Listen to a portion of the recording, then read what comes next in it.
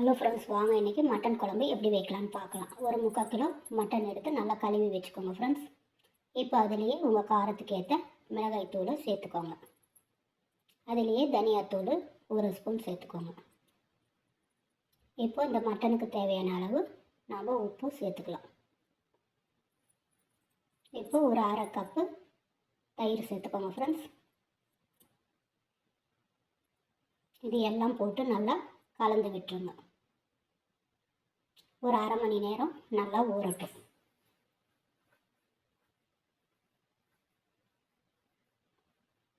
இதை நல்லா கலந்து விட்டு அப்படியே ஒரு பக்கமாக எடுத்து வச்சுருங்க ஃப்ரெண்ட்ஸ். இப்போ அடுப்பில் ஒரு கடாய் வச்சுக்கோங்க. அதில் ஒரு 2 ஸ்பூன் எண்ணெய் ஊற்றிக்கோங்க.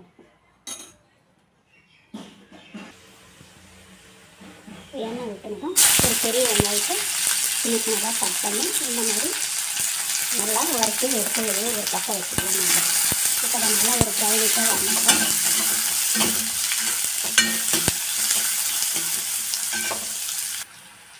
இந்த மாதிரி நல்லா வதங்கின பிறகு நாம் அதை ஒரு கப்பில் நம்ம எடுத்து வச்சுக்கலாம்.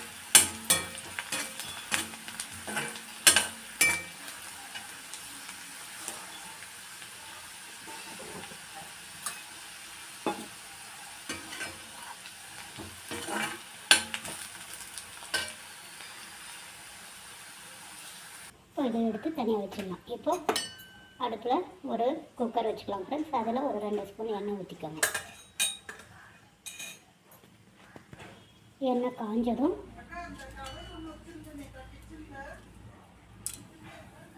3 ஏலக்காய், சிறிதளவு பட்டை, கிராம்பு ஒரு 5, பிரிஞ்சி இலை 1 நல்லா படிப்படியாக கட் பண்ணி சேர்த்துக்கோங்க. அதெல்லாம் நல்லா வறுக்கப்படும். நம்ம வறுத்து வச்சுருக்கிற வெங்காயத்தை ஒரு பாதி இதில் நாம் சேர்த்துக்கலாம்.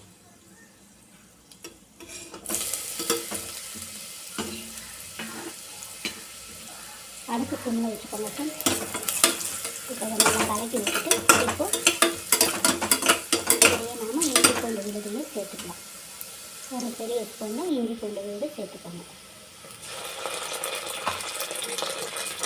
இதை ஒரு நிமிஷம் நல்லா கலக்கி வச்சுக்கோங்க.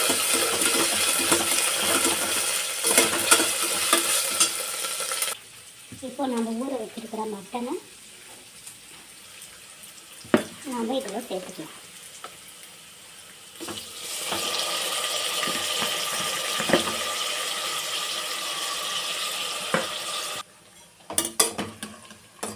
போட்டுட்டு நல்லா கலக்கி விட்டுருங்க.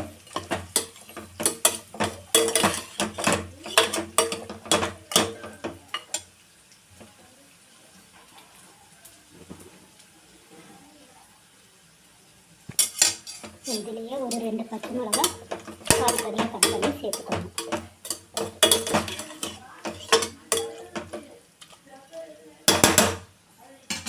இப்போ அதை அப்படியே சிம்மில் வச்சுட்டு ஒரு ஜார் எடுத்துக்கோங்க ஃப்ரெண்ட்ஸ். அதில் ஒரு தக்காளி 1 எடுத்துக்கோங்க. நாம் வதக்கி வச்சுருக்கிற வெங்காயம் ஒரு பாதி இருக்கும் இல்லையா, அதுவும் நம்ம சேர்த்துக்கலாம்.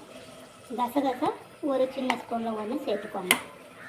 இது 3மே நல்லா அரைச்சி எடுத்துக்கலாம்.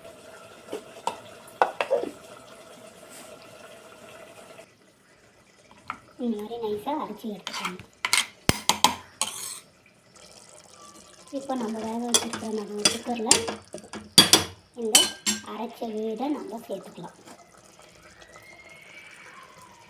தக்காளி, வெங்காயம், கசகசா எல்லாம் சேர்த்துக்கணுங்களா, அதுவும் நம்ம சேர்த்துக்கலாம்.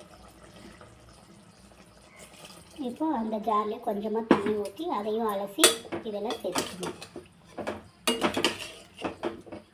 சேர்த்து நல்லா கலக்கி வைக்கணும். ஏற்கனவே மட்டனில் உப்பு சேர்த்துருப்போம் ஃப்ரெண்ட்ஸ். இப்போ அதுக்கு ஏற்ற மாதிரி திரும்ப நம்ம உப்பு சிறிதளவு சேர்த்துக்கணும்.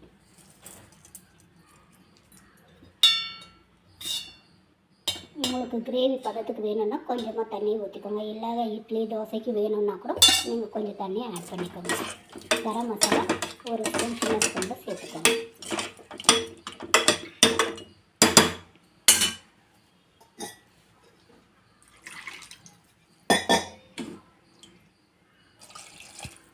இது இட்லி தோசை, சப்பாத்தி, பரோட்டா, சாதம் எல்லாத்துக்குமே ரொம்ப நல்லா இருக்கும் ஃப்ரெண்ட்ஸ்.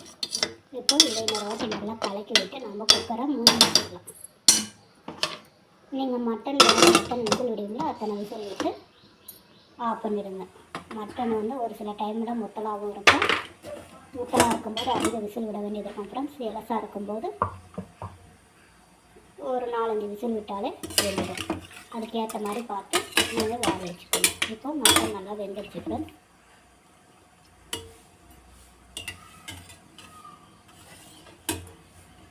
இப்போ இதில் உப்பு காரம்லாம் சரியாக இருக்கான்னு பார்த்துக்கோங்க. பத்தலைன்னா உப்பு காரம் போட்டு திருப்பி ஒரு 3 நிமிஷம் நல்லா கொதிக்க விடுங்க. இப்போ சிறிதளவு கொத்தமல்லி தழை எடுத்து சின்ன சின்னதாக கட் பண்ணி இதில் சேர்த்துக்கோங்க ஃப்ரெண்ட்ஸ். சேர்த்து நல்லா கலந்து வச்சுக்கணும். அவ்வளோதான் ஃப்ரெண்ட்ஸ். இப்போ சுவையான மட்டன் குழம்பு ரெடி. உங்களுக்கு கிரேவி பதத்துக்கு வேணும்னா இன்னும் கொஞ்சம் நேரம் அடுத்து வச்சிங்கன்னா அதுவே கெட்டியாயிடும். அப்போ சப்பாத்தி பரோட்டாக்கெல்லாம் சரியாக போயிடும் ஃப்ரெண்ட்ஸ். இதே மாதிரி நீங்கள் செஞ்சு பார்த்துட்டு கமெண்ட் பண்ணுங்கள்.